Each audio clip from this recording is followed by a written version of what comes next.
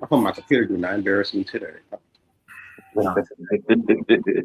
No depression on a Saturday or say Sunday. No depression on a Sunday. Right.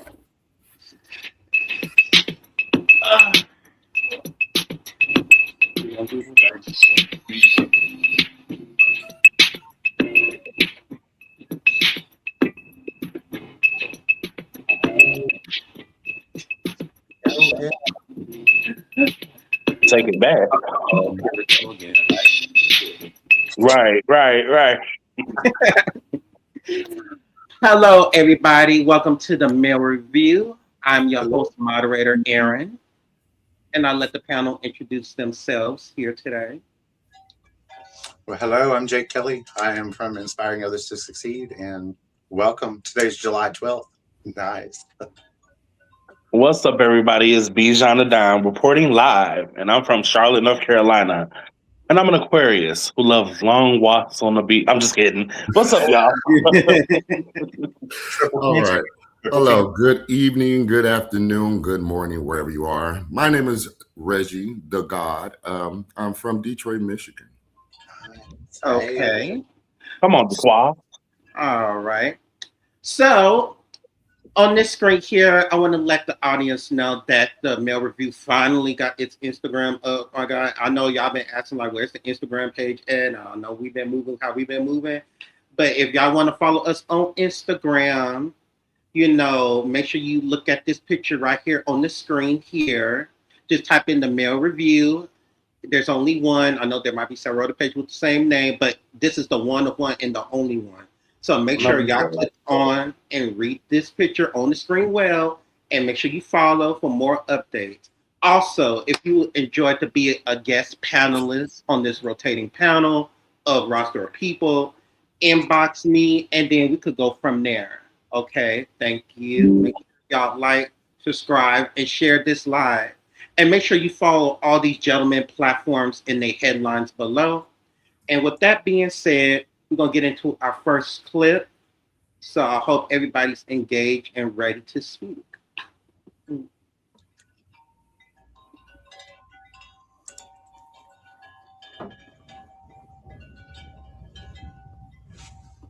It's the wind chimes for me. Sorry, they are loud, aren't they? No, they're nice. They're soothing. Thank you. I just realized they were super Hang loud. on 1 minute, gentlemen. I'm trying to see. Okay. There was a delay on my end. I see. It's okay, Aaron. We got you, bro. Of course, there's nothing like, some IT technical difficulties, but we shine either way. All right, here we go now. It just takes a minute to load up. Mm-hmm. Mm-hmm.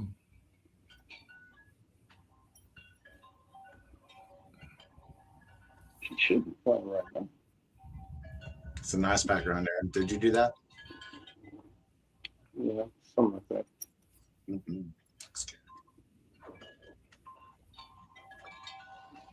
She's acting up today, I see. Oh, I see what happened. Phase this out and then phase this one in. There we go. We're going to do this one.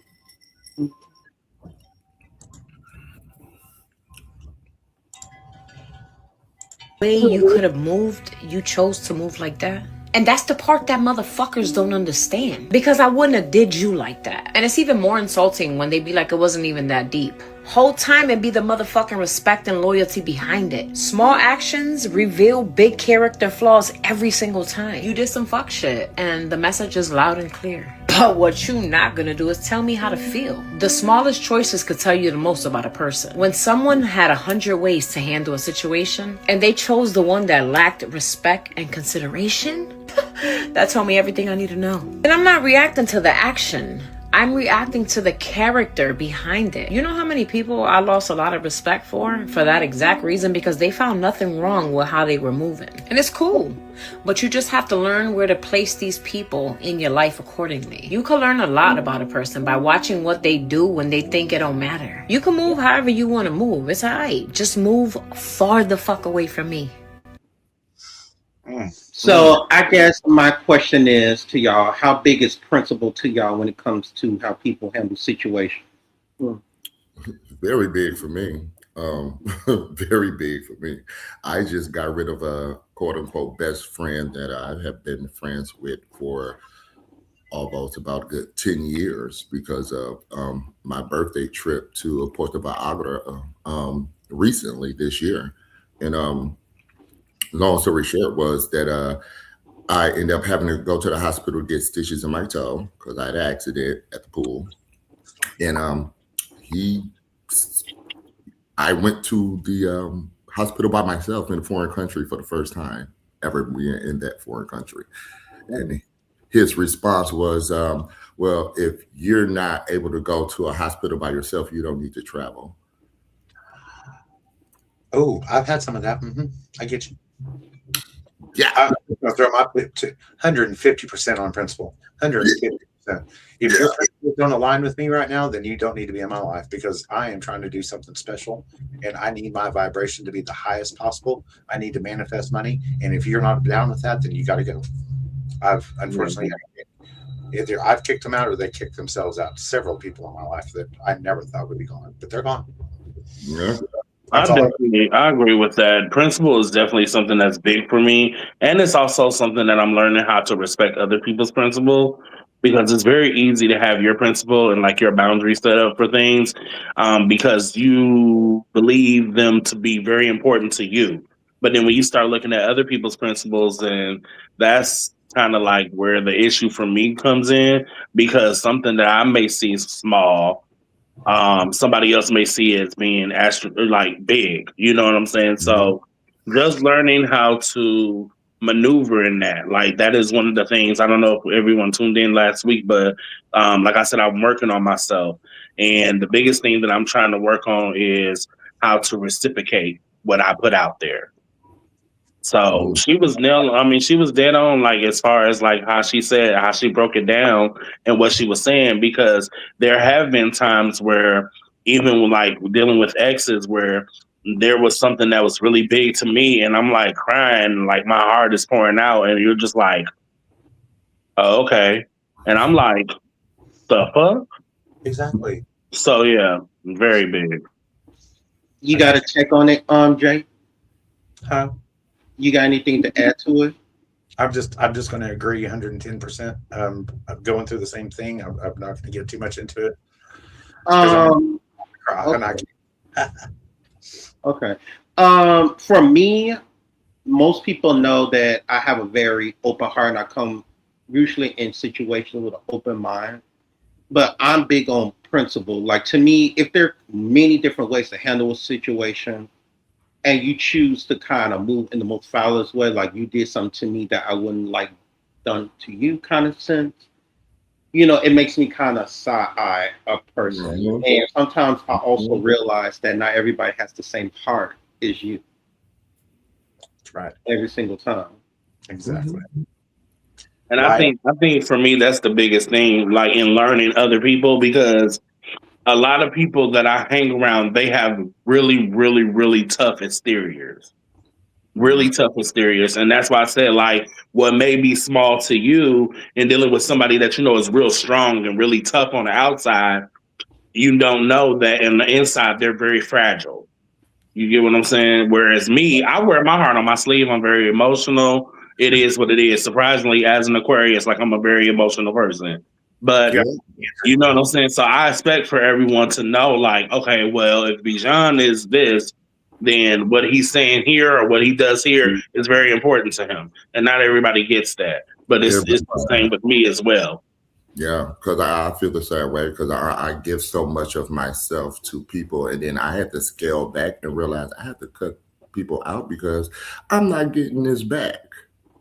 I am not getting this back. Mm-hmm. And just like what Don said, I'm also, as a Capricorn, I'm very earthbound. So to me, I wear my sleeve. Like when I crash out and stuff, and I admit sometimes when I get upset and stuff, I have to kind of really think like, is it really worth getting upset for, or are you kind of contradicting yourself? So it's like, so I can have my boundaries and the principles and stuff. Sometimes I have to reflect, like, am I really contradicting myself? Like, is it worth it? And I respect when somebody call me out on it because sometimes when we think as principle, it could be like a contradiction. We don't even know. Mm-hmm. No. Mm-hmm. So I just wanted to put in there, treat others the way you want to be treated. It's the golden rule. And if you're not treating me the way I want to be treated, then we got to either figure it out or somebody's got to go. It's so simple, but yes, so hard. But it's so hard because when you're getting rid of somebody that's either been in your life for 45, 46 years or just 3 or 4 years, it's rough. Mm-hmm. All right. Well, we're going to move on to this next clip here. That was a great warm-up dialogue. So this next one is actually going to be like a commentary one based on what's been kind of going on. So I'm going to pull this one up. You are so nosy.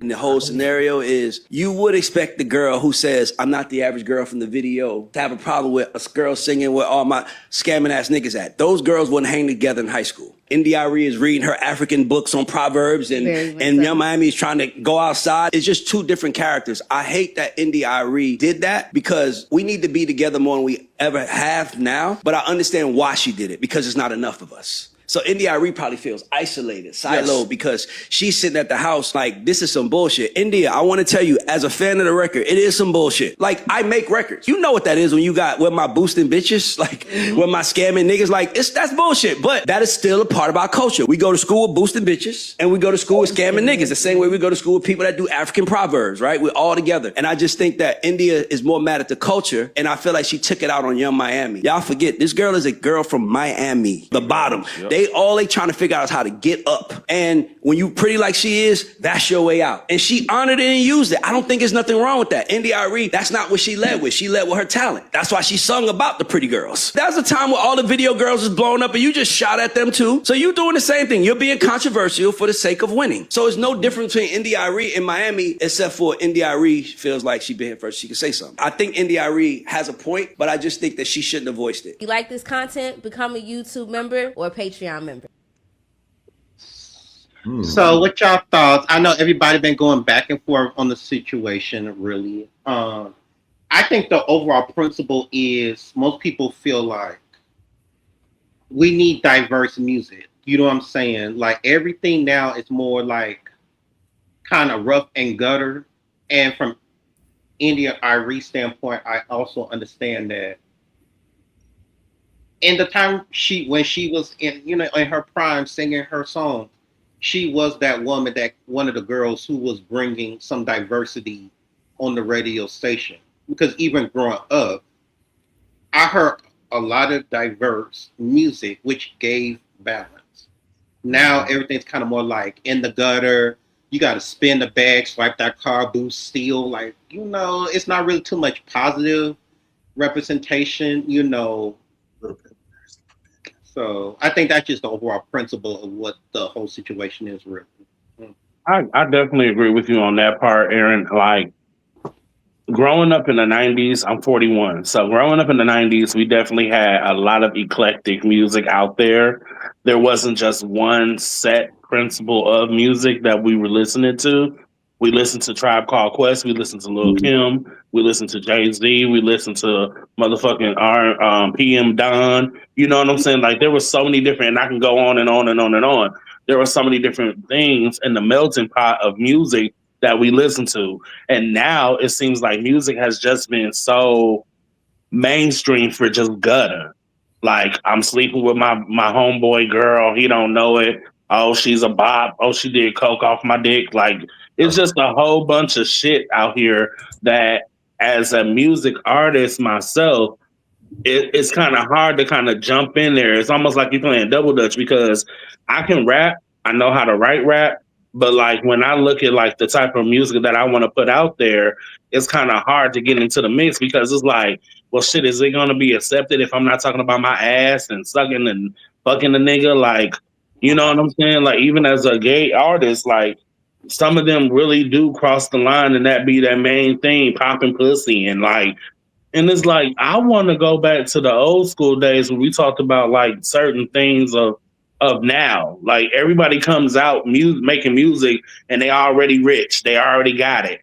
What about the KRS-Ones and the motherfucking Sugar Hill Gangs and the Curtis Blows and the motherfucking Big Daddy Kanes that was talking about like getting out of poverty and making it to another part of life. You know what I'm saying? Like the Ice Cubes, the Snoop Dogs, like they were some hard ass rappers, but they still was able to give us music. What up, Cardera? They still was able to give us music about circumstance and getting and having more than what they were dealt. Now everybody come out, they got it. They got bands, they got grills, they got motherfucking cars, they got clothes, they got bitches, they got niggas. Like where nobody is working for anything anymore. But what I will say, and I'm sorry, I don't mean to, no, listen, it's the truth. It's the truth. You not lying. That's why all I listen to is throwback music because I hate this garbage. Now, don't get me wrong. I might get a little ratchet, you know, get a little. Yeah, because we all want to get all that, but you know, it's in my mind. It's in my blood. Right. It's in my blood. But with NDRE, I think she just did everything. She just did what everyone's doing nowadays, which is voicing their opinion. You can't hold her to the post because she's doing what everyone else is doing. Social media is just that. It's social. So if you're going to post your opinion about something, you too have to be ready for whatever comes behind that. You know what I mean? Like, it's just like with us doing this podcast. We're all choosing to be up here and voicing our opinions about different things. So we have to be ready for the backlash or whatever comes from us voicing our opinion. Yeah, that's very true. And everything that you said is correct. In those days, we did have more of a big, wide variety of music.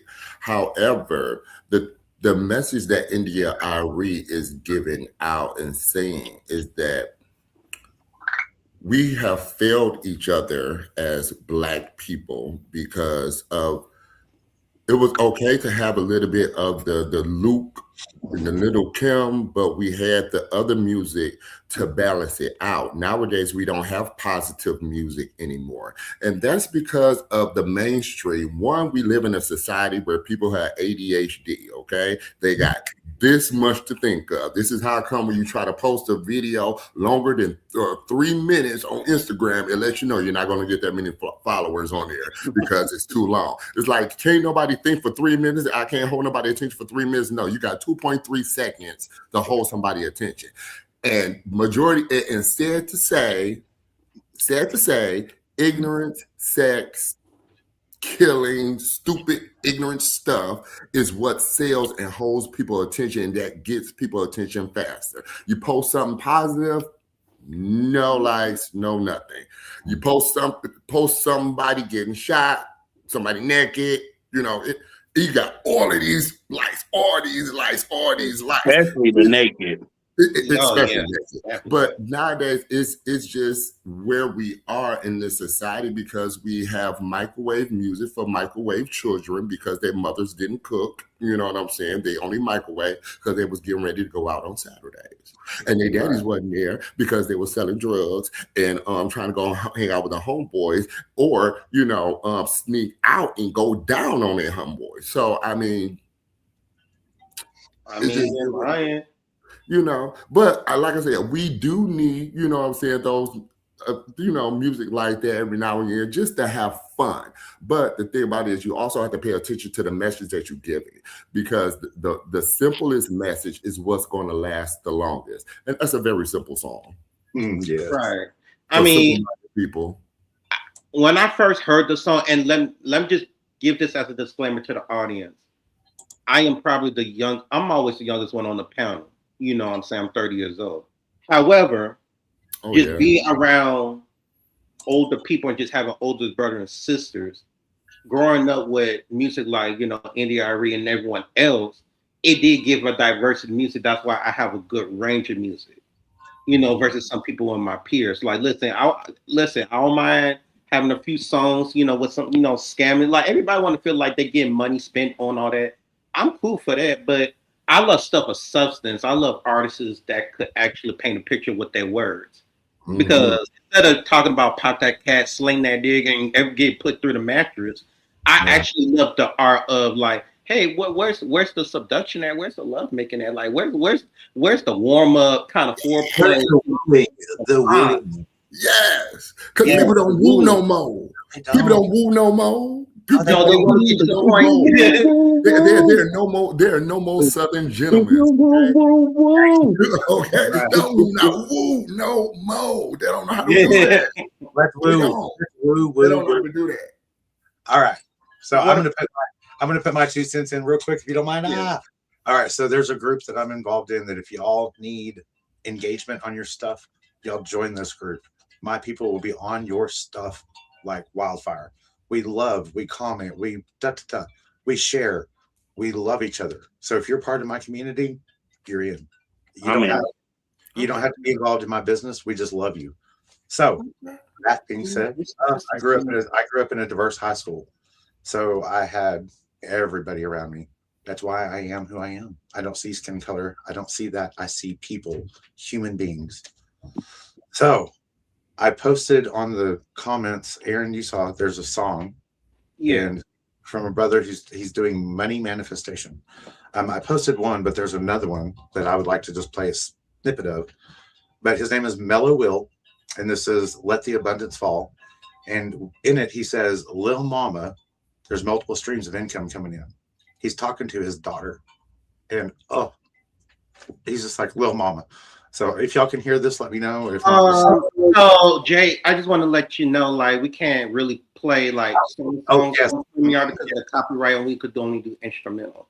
All right. Well, y'all check my Facebook page for later on. And I need everybody to see this hairdo. Okay. Right. All right. Well, we're gonna get into this next one. This was the original I was trying to play, so hopefully you don't fight me this time. Oh my God.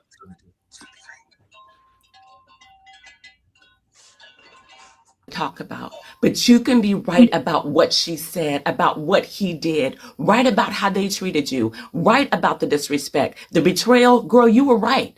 Right about the offense. You can absolutely, positively, undeniably be right and still be the problem. Because if every conversation is about what they did and never about how you responded, then you stop growing. You started building the case. And here's where it gets tricky. This is where the enemy sneaks in. We say we want healing. We say we want peace. We say we want freedom, but our behavior keeps applying for vindication. So we say we want peace, but our behaviors keep recruiting witnesses. We say we want freedom, but our behavior keeps revisiting the crime scene. Every conversation, every phone call, every prayer request, girl, every counseling session, the same story, the same offense, the same old evidence, the same old defendants. At some point, you've got to stop asking, what did they do? And start asking, what is this doing to me? Because being right doesn't automatically make you righteous. Sometimes God isn't correcting your facts. He's correcting your heart posture.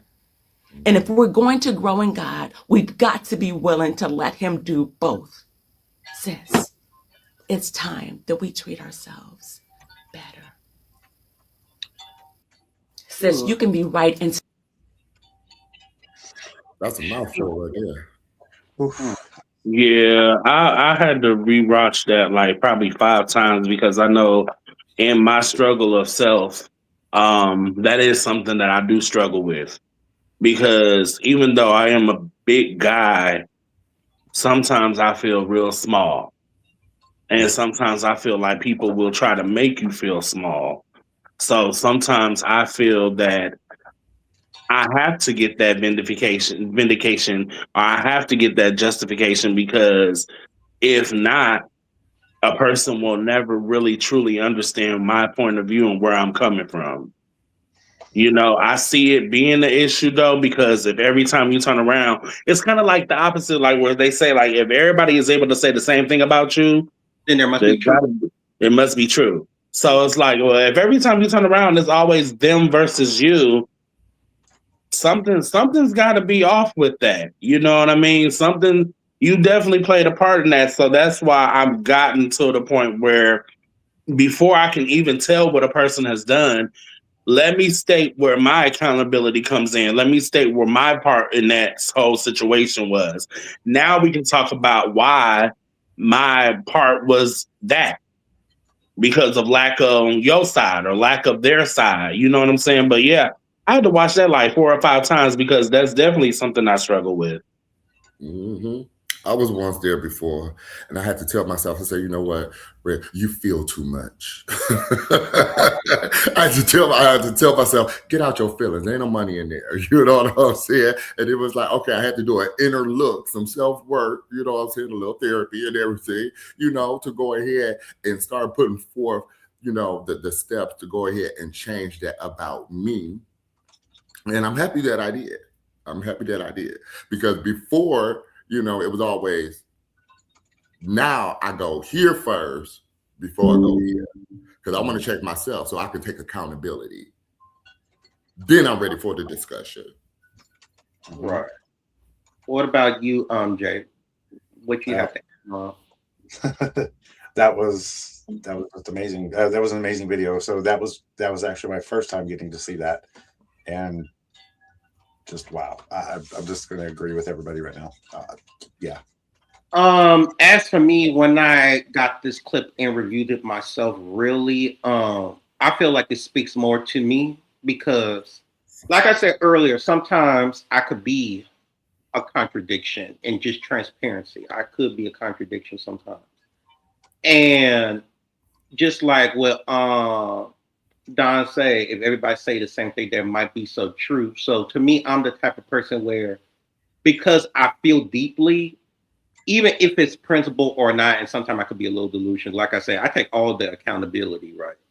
But in present time, when you in those emotions and it takes over you, the logical parts, even the facts of the situation could be true, but then because you overwhelm in emotion, it negates all that.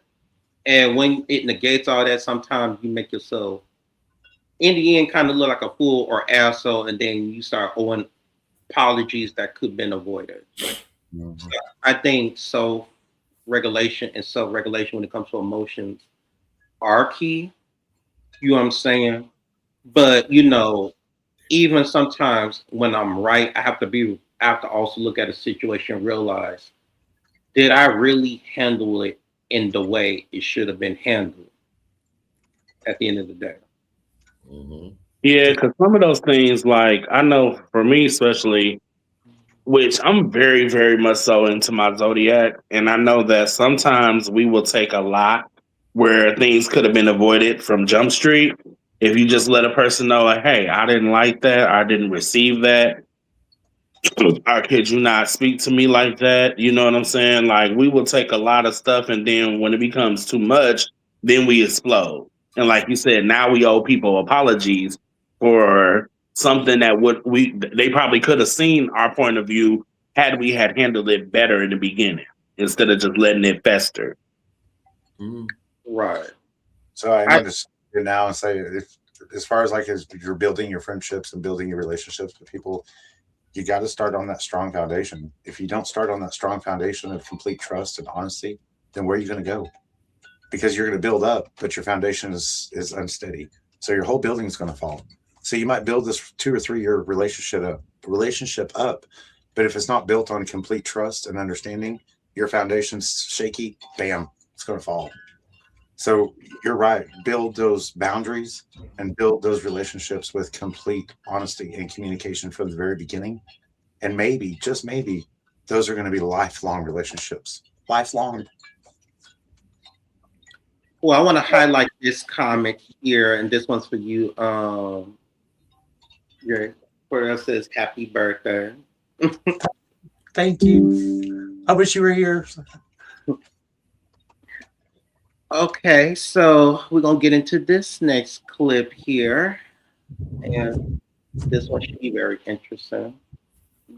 Compartmentalize. Okay, I don't like it. So here's the thing about compartmentalizing. In theory, it sounds like a great idea, because why would you not want to put your friends in separate boxes? Like, why would you not want to have the drinks friend and the friend that you go to for like deep conversations when things are going wrong? Like, why would you not want to have those in different boxes in your head, right?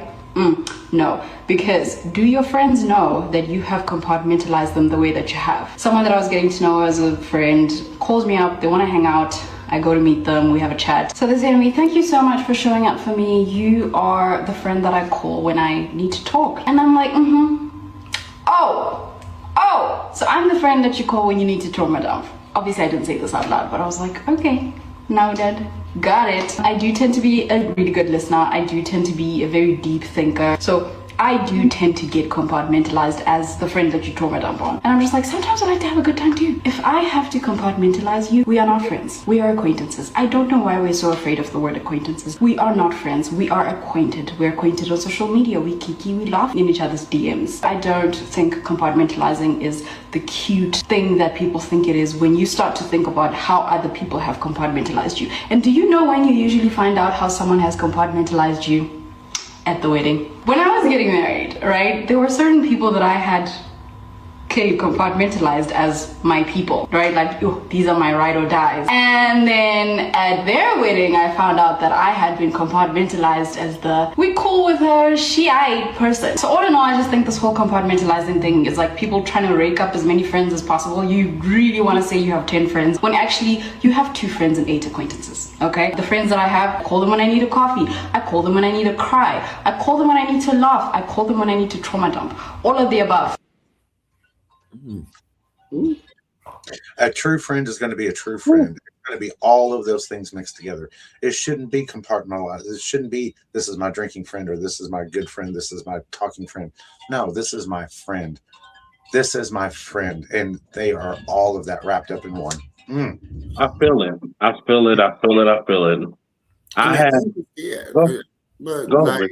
not to cut you off, but I mean, she was telling the truth, because I had learned that lesson too, because I was like, I'm hanging around this big group of people, but in reality, y'all are not my friends. And out of these 15 people, there's probably one person that I still talk to this day.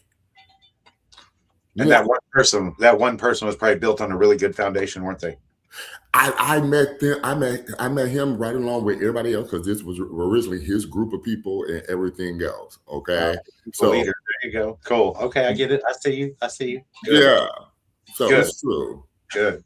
Nice. I agree. I experienced that, especially as it relates to like call centers, and I've worked at a lot of different call centers, and you get in these training classes with people, especially like my first call center job. And like, we were so tight. We were so tight with each other. And then like out of that group of us, there were like a couple of individuals that I was really, really cool with. And then I realized that I wasn't as cool with them, because here I am, I need a place to stay. And you like, I really don't have the room for you. Well, shit, like you and your son literally lived with us when my ex and I had a 1-bedroom, 1-bathroom house, and we made it work, because that's the type of nigga I am. You know what I'm saying? Like, I'm gonna look out for you. I'm not gonna have you out there on the street. Then the other homegirl, she ups and leaves at the drop of a hat. Don't give no notice, no nothing. And it's like, I thought we was cooler than that. Because if it was me, if the shoe was on the other foot, you would definitely have known, like, oh, this is the emergency, I gotta go. I would have told you something, especially if you come back to town after doing that the first time, and now we kicking it real tough. You just disappear. So then, like, I had to really learn that differentiate a friend between a friend and acquaintance. And if you're a friend, if you're a really close friend, you become family at that point, or at least I thought, because I had a sister. And she, like, I guess she's having a midlife crisis or whatever, but we're no longer cool anymore. You know what I'm saying? This is after like 14, 15, shit, maybe even 20 years of knowing each other. And we're not cool. We're not cool. We got into it last September, and it's just been up ever since. You know what I'm saying? And it's sad, because in this world, we all need each other. That's the ultimate thing. If you're really big on like church or the universe, everything that you read, or that everything that you devil in that revolves around that, it all talks about the greater good of coming together and actually being there for each other. And it sucks that some people just don't have that foresight to know that this is a good person. This is a good opportunity to be with someone who actually cherishes you. And they just, they throw that shit away. But it is what it is, and people just know. People find out the hard way, unfortunately.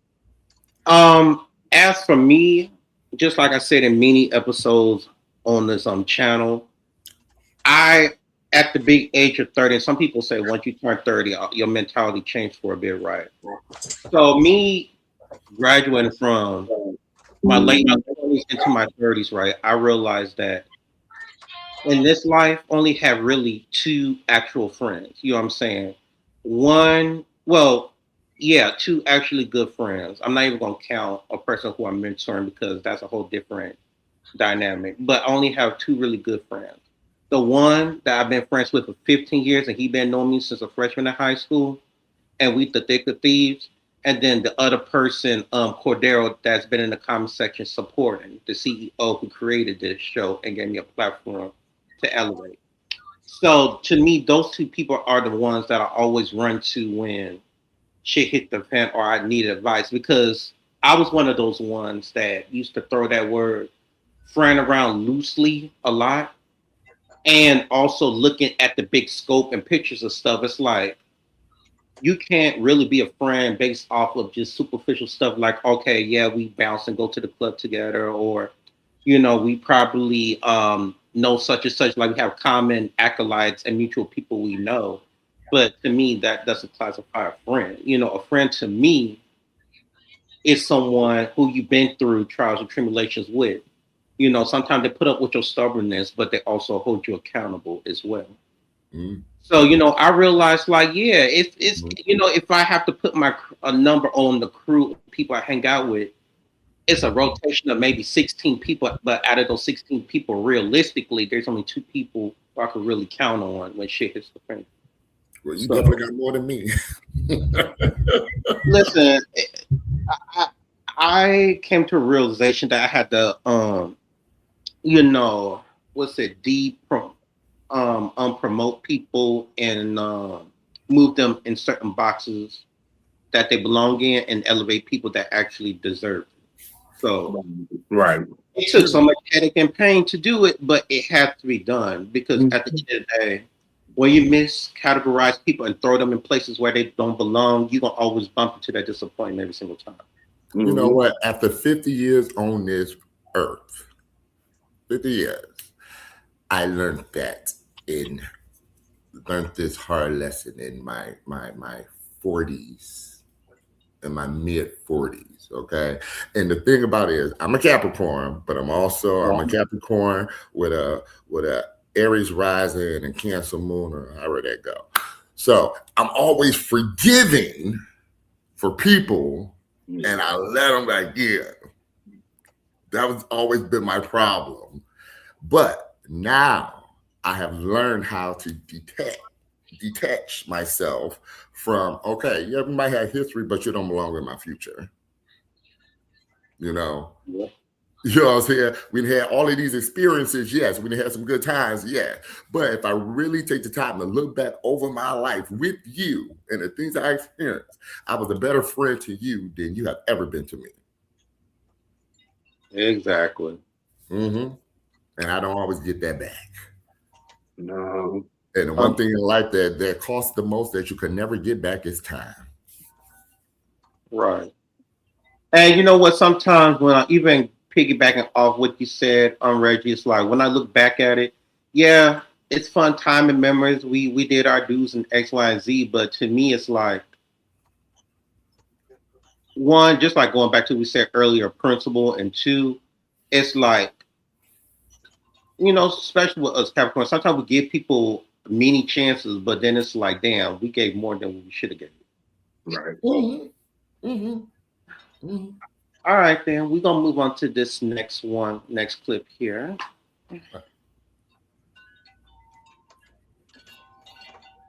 It's not always about them. Sometimes it's about you not being ready to see who they actually are. One thing that I realize is not everything that you observe, it needs a response. You can see the pattern clearly and you can know exactly where it's headed, and you can still be the one not to step in. Because I think one of the most powerful catalysts for change is consequences. I'm talking about that real consequence. When you constantly soften the blow and that landing for people, you're not helping them grow. You're blocking the lesson that is designed to change them. And that's not love. That's control dressed up as care. The honest part is a lot of times we step in because we're afraid that if we don't, then they won't. Afraid that if we let them face themselves, they'll reveal something we're not ready to accept. That the potential we've been holding on to for them doesn't match who they actually are right now. You see, real love learns to observe without needing to control, and it gives people the space to correct themselves. And it also gives you the honesty to see them clearly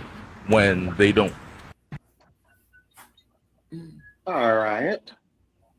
I thought that one was very interesting, even though I don't agree with it. Very interesting. Yeah, I thought it was very interesting, even though I don't agree with that one part where he says, not allowing people to be able to force their self, or like, I'm gonna paraphrase it, to give them a cushion. You know what I'm saying? It's a control. I don't think that's a control issue. I'm a controlling person, and I don't think that's a control issue. I've been working on myself. Okay, don't judge me. No, Okay? But I don't think that's a control issue. I think that has more so to do with want to shield people feelings, you know. Like, case in point, I had this conversation with some family members or whatever, and the statement was brought up, oh, well, that's just how that person is. Oh, you know how they is, but that doesn't make it right. So what you're doing is cushioning their bad behavior by saying how it is, when actually you should be trying to help them change that behavior, because it's hurting someone, or you know what I'm saying, or it's kind of disrespectful. Yeah. So I like everything that he said, except for that one part about that being controlling. I don't think that's controlling. I know this plays a lot with my ex and I. I love my ex dearly, even though we didn't make it and we didn't have a favorable relationship. It was good when it was good, and when it was bad, it was bad.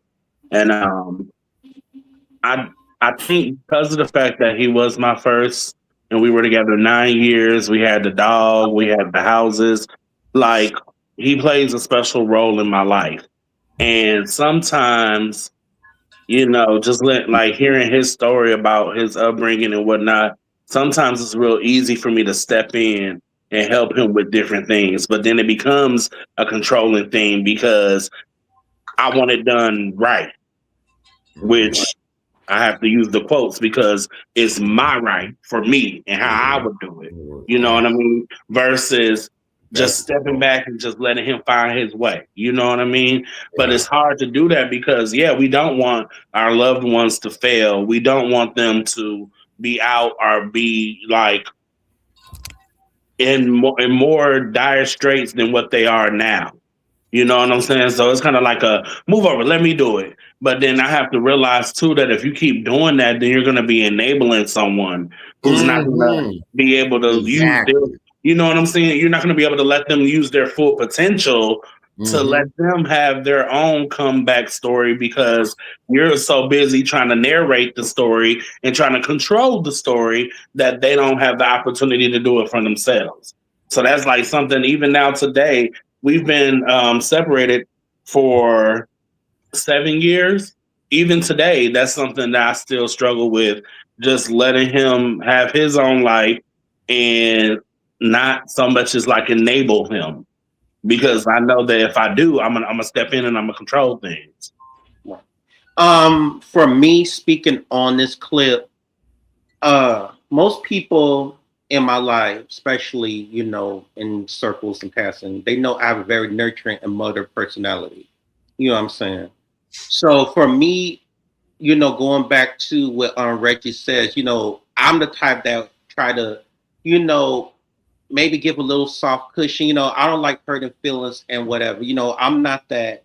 I will be honest, say I'm trying to work on being that assertive friend. You know what I'm saying? But at the same time, it's tone and delivery where people sometimes also forget, like sometimes tone and delivery also play a factor into a person receiving the information as well.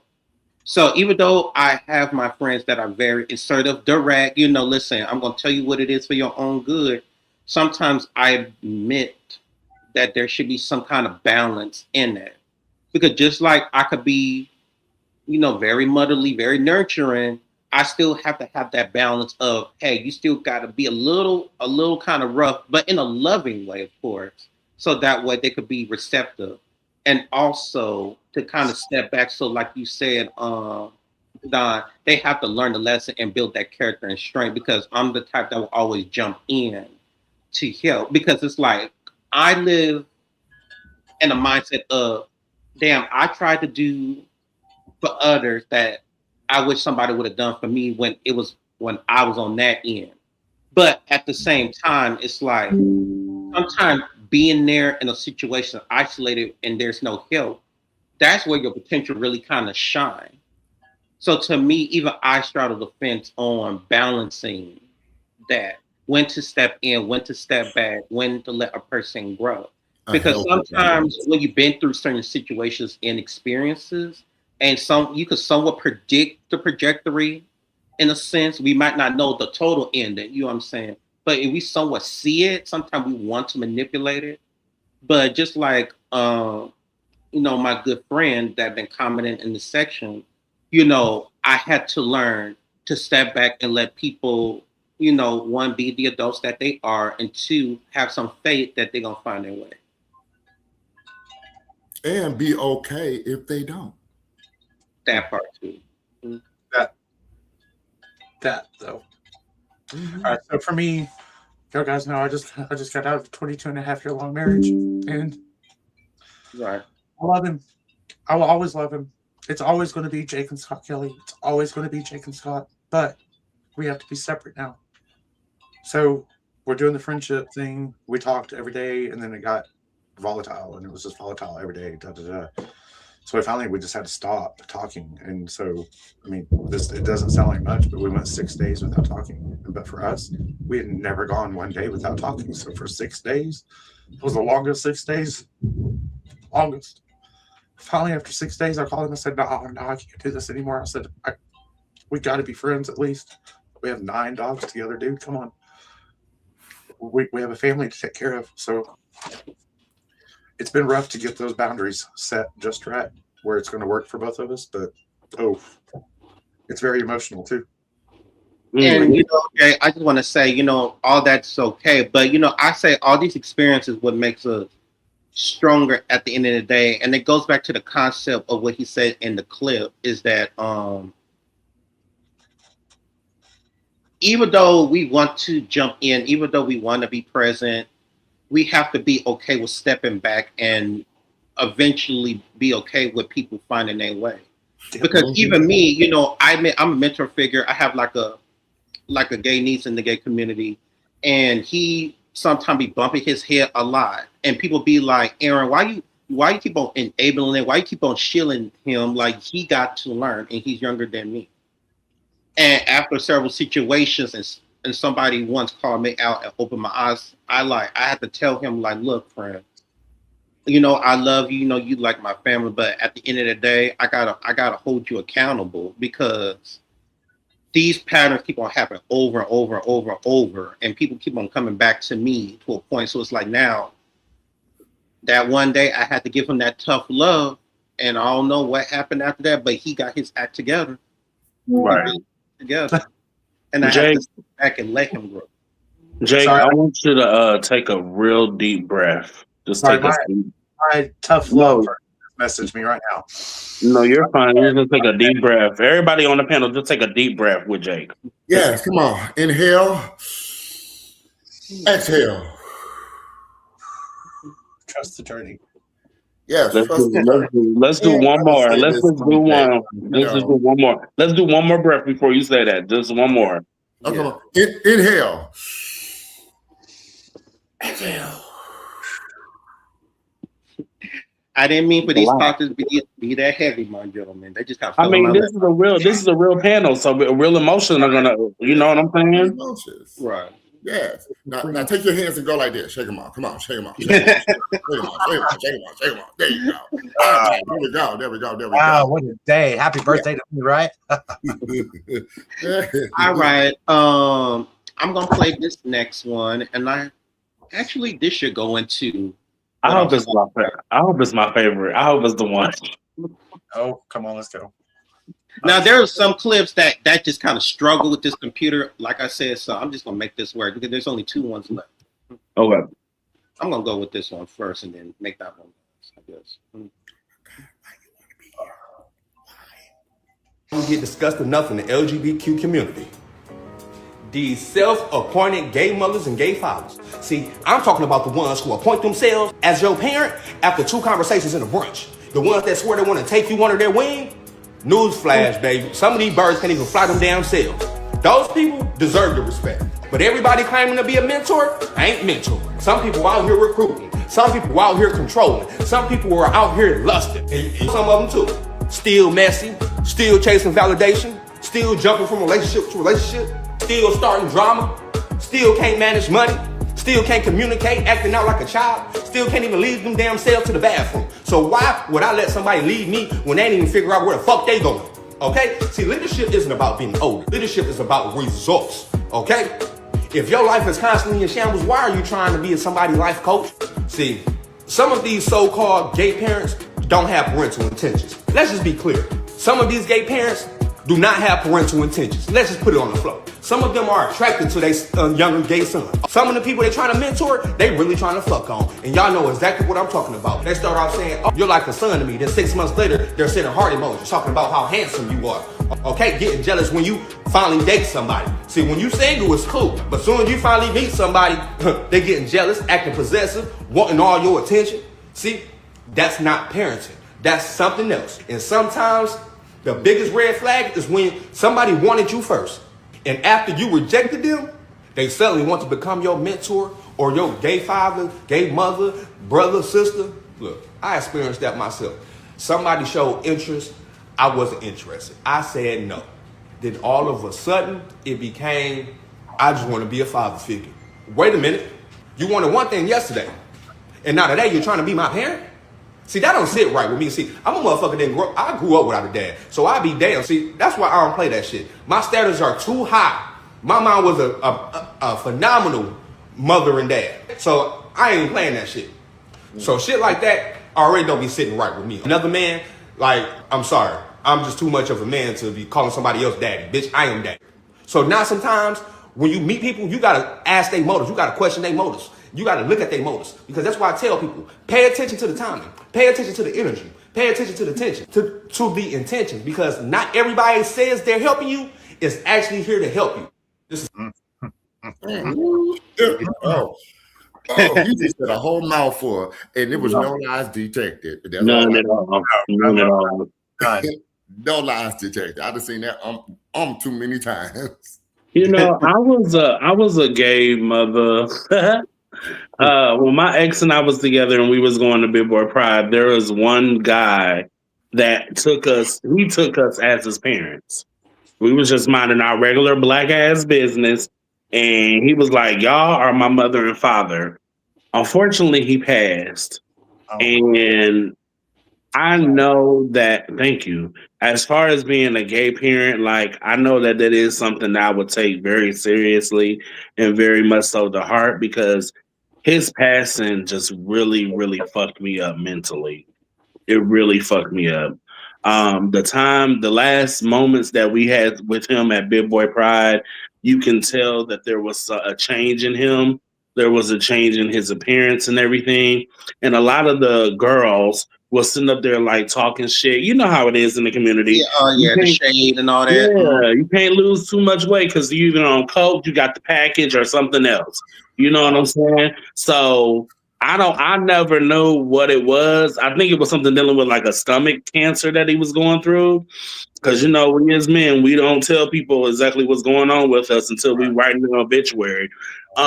So, you know, to just see him and to see the condition that he was in, it hurt. And I just wanted to just love on him and just hug him and just kiss him and just, you know what I'm saying? Not in a lustful way, but as a parent, just my baby, you know what I'm saying? So when he passed, it really, really fucked me up, y'all. And my ex and I, like, oh God, like even talking about it now. And to come to find out, the nigga was older than me. I think I was like 36, 37 at the time, or like I may have been younger, 35, 34. And I think he was like 37, 38, but we was his parents. You know what I'm saying? And I never got over that shit. Then he comes talking about, oh, we got a new son. I'm like, who the fuck is this? No, like, no. And then we had another son that was actually doing right. And I was like, yeah, that's it. Because the second one, he was out here doing it with everybody. What that song say? He just giving it out. The bitch just like everybody.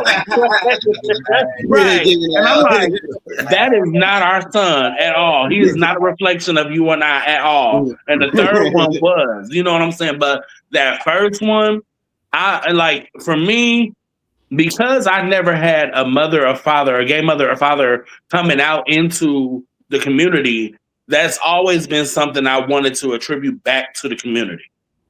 To be a guiding light, to be a guidance, to be a ear of comfort, to be a solace for someone who is seeking themselves, who's trying to find themselves out here in this crazy ass world.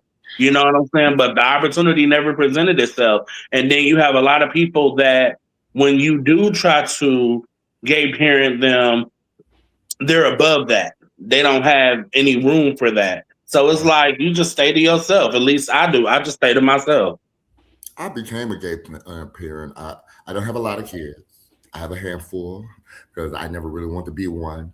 But mine came about because of real life things. It wasn't because I was out there searching and, I wanted to be like, oh, I walked balls before, but I never wanted to be a gay parent. I never got a child from that. Nonetheless, but I do have one wayward child that I always want to bring it back. Just even to this day, I haven't talked to him in probably about 2 years now. Every blue moon, I may get a hit up, an inbox, a message from him like, "Hey, Pops, how you doing?" or something like that. As long as you're doing good, I hurt nobody. I get it, because it's just like real life with our own parents, you know what I'm saying? All of our siblings that you have, you know what I'm saying? Your parent may have one child that's the wild child, you know what I'm saying? They don't give up on them, though. They still love them, but they may have to, change how they love on them and show up for them, but they still show up for them. So that's the same way I do with all of my other ones. My other ones, like, I hear from them whenever I hear from them. They're all grown and they're doing well. Mm-hmm. For me, like I said earlier, I say I have more like a gay niece, like nephew. He's very feminine and all that. I don't even call him son. But to me, I have several mentors in my time, and I call them like not really mother or father. Once upon a time, I did have a gay mother, but she detransitioned, decided to leave this whole life alone. So now, I have a gay auntie in the sense, a whole male figure, and then I have a whole gay uncle who's very, very nice and optimistic. And I be around more of my gay auntie than my gay uncle. But I say, when I was coming up in this community at 22, I was grateful to meet them at the time I did, because they seen me from 22 up until 30 now, growing as an individual before they are. And they're very proud of the man I'm becoming. So the wisdom that I try to give, going back to Downpour, I try to pour it back. So for me, I don't go out looking. I found him. And we've been stuck ever since. Now, he's a pain in the neck. Right. He's a pain in the neck, but what? And a wild card, but people might say what they say, but I deal with his stubborn ass, and I see the potential. So to me, I think mentorship in this community is important. And then also, chosen family is important as well, because sometimes In this community, it could be very lonely and shady, very lonely and shady. And I think we all agree with that across the board. And sometimes it'd be nice to have somebody that can help us or guide us into a certain direction we want. But going back to what he said in the video, also, you got to be intentional. Like, I feel like no matter if you're younger or older or what title you go by in that person's life, you got to also look at the results that they have. Like, are you really walking and talking it with your preaching? Right. You know what I'm saying? Because if you don't come correct with intention, you really could steer a person from their blessings and the path they truly supposed to be. Yeah, absolutely. That's very true. All right, so I'm just going to put this out there. So I found a daddy, unintentional, but I found a daddy. And really, it's been, I've never had any type of friendship relationship like that before. So I want to try to get this done quickly. Found a daddy. He's actually been very nice, very supportive, very there for me. And so I'm trying to watch myself, make sure I'm careful, but it's good. He's introduced me to his whole family. Wow. They started talking to me today. Happy birthday, Jake. Happy birthday, Jake. This is me. This is us. This is this person. This is this person. What?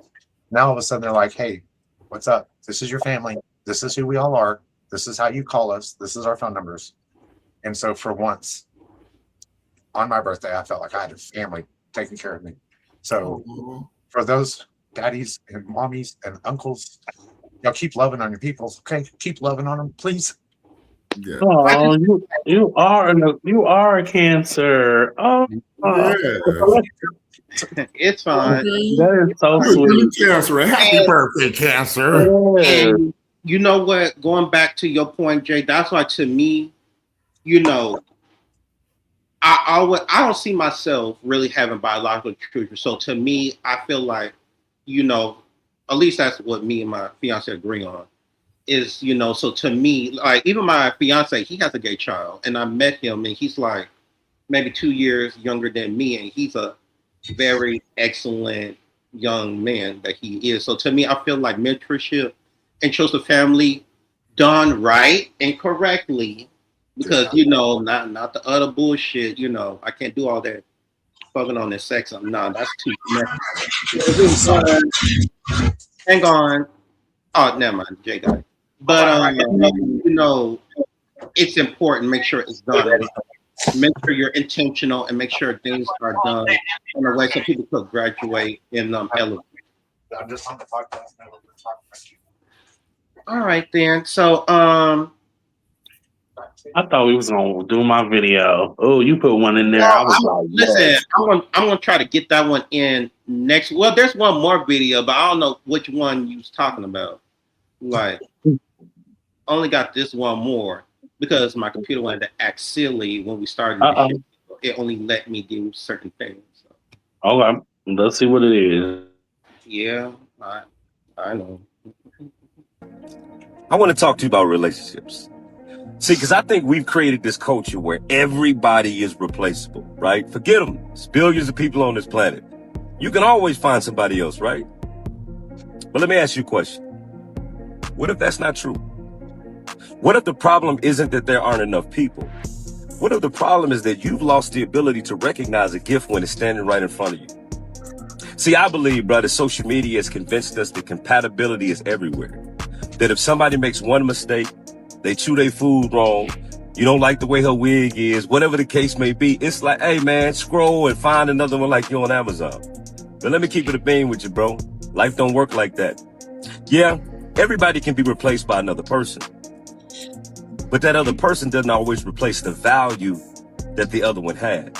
You may find another relationship, you may find another person that's attractive, that's fine as wine and fine as cat hair. But that doesn't mean that you'll find another person who believed in you the way they did, who was willing to pray for you, sacrifice for you, understood you, was willing to build with you the very whatever you wanted to build. Man, those people are rare. And sometimes the greatest tragedy isn't losing a good person. It's realizing 10 years later that you had one and you didn't have the maturity to recognize their value while they were still in your life. Don't confuse accessibility with abundance. Just because you can meet 1,000 people doesn't mean one of those 1,000 was built to fit your life the way that person was. Some of y'all keep asking God to bless you and give you another blessing while treating the last one like it was ordinary. So check this out, bro. Check this out, sis. Y'all got to be careful. Because one day you may wake up surrounded by options and still be missing the one person who wasn't supposed to be replaced. Think about it.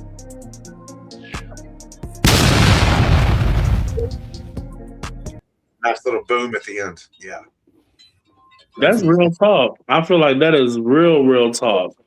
Because yeah, you can replace somebody, you can replace a friend, you can replace a loved one, you can replace a lot of people, especially in our community where we have to have like sort of going back to the last thing, we kind of have a chosen family. You know what I mean? But it's like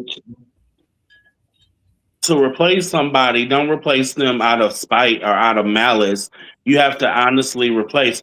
And realistically, they shouldn't even be replaced. They should just be another factor in your life. That's what I feel. Like there is no replacement. Even with like my ex, no one can replace him because that's him. Those are the chapters that we wrote together. Someone can come along and do better and be a different book. You know what I'm saying? But no one can replace that book on the shelf. It just is what it is. And can't nobody replace me too, because you know I'm the doctor. Yes. Yes. All of it. All of it. Amen. You know what? This clip is really direct, really. So I agree with what he said because for me, you know, even when I said earlier, I have like maybe 2 friends and then a roster might be a 16 of people. And no matter what combination, you know, to me, it's whatever. But in hindsight, I think about factors like compatibility, energy, you know what I'm saying? Like, are you going to serve this kind of purpose in X, Y, and Z? You know, so this one kind of really, you know, compliment, you know, the you know, that other clip with that young woman talking about everything rolled in. I was struggling. Just sound it out. Just sound it out. Listen, I know where you was going. I got you. Yeah. And that's just what it is. But really, like you can have a big number of people, but in reality, like the energy and the substance they bring, like that's not replaceable. It's really not. People are not replaceable. Like jobs make people think that they're replaceable, but you know what? People are not replaceable. You can replace the body, but you can't replace that same personality. Everybody is talent, right? Yeah. That's all I got. At the jobs, a number is replaceable because at the job you're only a number to them. Yeah, but a certain skill and mindset and technique. Yeah. Sometimes those things are like not replaceable. Right. To the left. Everything you own in that box to the left. Yeah. Okay. Don't get me going on Beyonce. Yeah. So that's really that's really the last clip, guys. So one thing I want to say is once again to everybody that's watching, the Instagram page for the podcast is up. Like I said, it's right here. Just type it in. This is the official profile. You know, if you want to be on this panel, just DM me and then we can schedule a little something. So yes, follow this page right here on the screen, whoever's watching. And, you know, that's how you be able to get in contact with me if you want to be on the show or do cross promotions or XYZ, everything in between. So with that being said, I want to, with that being said, I want to thank everybody for watching. Make sure you follow everybody's social medias at the bottom of their name and their headline. Let's network and support. And, you know, I could say, gentlemen, you always welcome back. Listen, I love me an open panel like this of having people in and out. And like I said before, this platform is made for all men across the board to speak their piece, give their commentary, you know, raw emotion, commentary, cross network, and everything in between. So I hope everybody have a blessed day, and thank you for tuning in. Thank you. Have a good one. Don't get none on you. Oh.